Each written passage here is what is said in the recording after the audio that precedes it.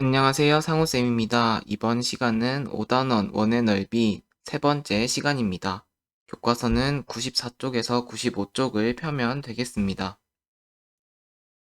오늘 배울 내용을 먼저 살펴보도록 하겠습니다. 오늘은 지름에 대한 원주의 비율을 구하고 원주율이 무엇인지 알아보도록 하겠습니다. 1번 문제입니다. 원 조각과 종이자를 이용하여 원주는 지름의 몇 배인지 알아보도록 하겠습니다. 세 원조각의 지름과 원주를 재고 원주 나누기 지름을 구해봅시다. 자, 그렇다면 이렇게 지름과 원주를 재기 위해서는 어떻게 잴 수 있을지 한번 생각해 봐야 될 것 같은데요. 먼저 지름은 원의 중심을 지나는 그 가장 긴 선분을 재면 될 것이고, 원주는 종이자를 이용한다면 여기서 시작해서 한 바퀴 굴러서 다시 올 때까지의 길이를 재면 될 것 같습니다. 이 방향으로 굴린다면은 중간쯤에서는 여기 화살표가 위로 갔다가 마지막에 밑으로 내려오는 이 점을 표시해 놓고 0에서 표시해 놓은 길이까지의 거리를 재면 될 것 같습니다. 자, 그렇다면 원조각 가의 지름부터 살펴보도록 하겠습니다. 원조각 가의 지름은 4cm, 나는 6cm, 다는 8cm입니다. 자, 그리고 원주는 사람마다 차이가 있을 수 있겠지만 소수 첫째 자리까지 먼저 구해보도록 할 텐데요.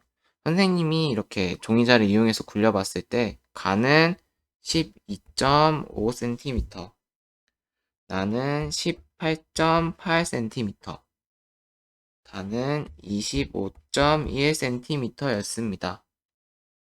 사람에 따라 오차가 조금 있을 수 있으니 선생님이 불러준 값과 좀 다르다고 틀렸다고 생각하지는 않았으면 좋겠습니다. 자, 그렇다면 원주 나누기 지름을 해볼 텐데요. 근데 여기서 반올림하여 소수 첫째 자리까지 나타내라고 했습니다. 12.5 나누기 4를 하면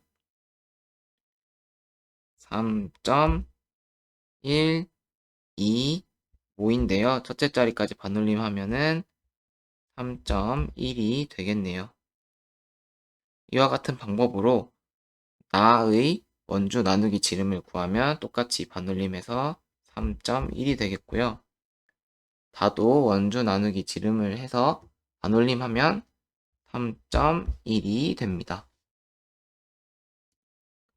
자, 그렇다면 원주와 지름 사이에는 어떤 관계가 있는지 한번 말해보도록 하겠습니다. 먼저 원주 나누기 지름의 값은 변했나요? 네, 그렇죠. 변하지 않았죠. 똑같이 3.1로 변하지 않았습니다. 그리고 원주는 지름의 약 3배라고 할 수 있죠. 3.1이기 때문에 약 3배라고 할 수 있었습니다. 원주는 지름의 약 3배입니다. 자, 2번 문제입니다. CD를 이용하여 원주 나누기 지름을 구하고 원주는 지름의 몇 배인지 알아보도록 하겠습니다. 자, CD에는 이렇게 큰 원이 있고 작은 원이 있는데요. 작은 원의 지름은 1.5cm, 큰 원의 지름은 12cm이고 원주를 재었더니 작은 원은 4.7cm, 큰 원은 37.7cm였습니다. 자, 그렇다면 먼저 표를 완성해 보겠습니다. 원주 나누기 지름을 구해서 반올림하여 소수 둘째 자리까지 나타내라고 했네요. 소수 둘째 자리까지 나타내면 4.7 나누기 1.5를 하면 3, 4.5, 2, 0, 1, 5, 5, 3, 15, 3, 3, 3, 3 해서 3.13333이 나오지만 둘째 자리까지 나타내면 3.132 되겠고요. 이번에는 37.7 나누기 12를 하면 3, 36, 7, 1, 5, 4, 8, 2, 1이 돼서 계속 구해보면은 3.14가 되겠습니다. 자, 그렇다면 원주는 지름의 약 몇 배인가요? 자연수까지 반올림 해보도록 하겠습니다. 약 3배입니다. 자, 그렇다면 원주 나누기 지름으로 알 수 있는 사실은 무엇일까요? 자, 원주 나누기 지름하면 3.13, 3.14, 0.01 차이가 나지만 굉장히 비슷한 값이죠. 그렇기 때문에 원의 크기와 상관없이 원주 나누기 지름의 값은 변하지 않고 계속 일정한 것을 확인할 수 있습니다. 95쪽에 초록색 상자를 보도록 하겠습니다. 원의 지름에 대한 원주의 비율이죠. 그렇다면 원주 나누기 지름이라고 할 수 있겠네요. 원주 나누기 지름을 원주율이라고 하겠습니다. 원주율을 소수로 나타내면 자, 여기서는 선생님이나 여러분처럼 간단히 측정한 것이 아닌 정말 최대한 정확하게 측정했을 때죠. 소수로 나타내면 자, 읽어보면 3.14, 1592, 65, 35, 89, 79, 32 뒤에는 끝난 게 아니라 계속 이어지는 겁니다. 와 같이 끝없이 계속됩니다. 따라서 여기에 보면은 필요에 따라 3, 3.1, 3.14 등으로 어림하여 사용하기도 한다고 했습니다. 자, 그 이유는 이렇게 끝없이 계속되면 계산하기 정말 불편하기도 하고요. 이렇게 3, 3.1, 3.14 등으로 간단하게 만들어도 값에 엄청난 차이가 나지 않기 때문에 어림하여 사용하기도 합니다. 자, 세 번째 문제네요. 주변에 있는 여러 물건 중 원 모양을 찾아 원주와 지름을 재어서 원주율을 구해보도록 하겠습니다. 자, 원주와 지름을 어떻게 구해야 할지 이야기해 보도록 하겠습니다. 자, 그림에 나왔다시피 둘레는 이렇게 줄자를 이용해서 원주를 구할 수 있겠고요.